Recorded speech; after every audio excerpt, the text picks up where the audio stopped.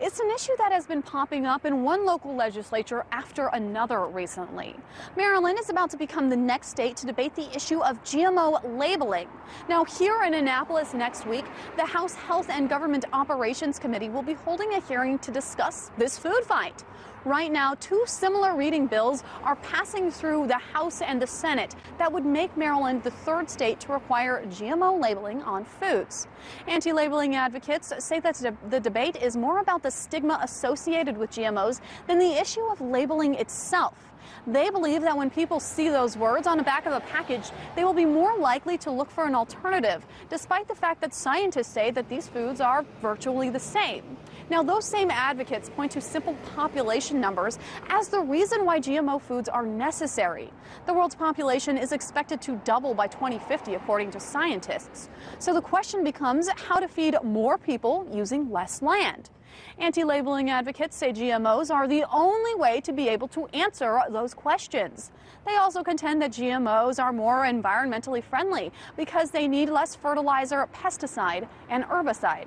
Now, on the other end of the spectrum, people who support GMO labeling say consumers should have the choice. Some are afraid of the future of health consequences associated with GMO foods, though none have been proven. But most say that at the very least, consumers should be able to know exactly what is in their foods so that they can make the decision for themselves. Now, beyond the issue of labeling, there are a number of other questions that would have to be answered before such practices could go into place. First, the minimum amount of GM ingredients required to actually necessitate a label.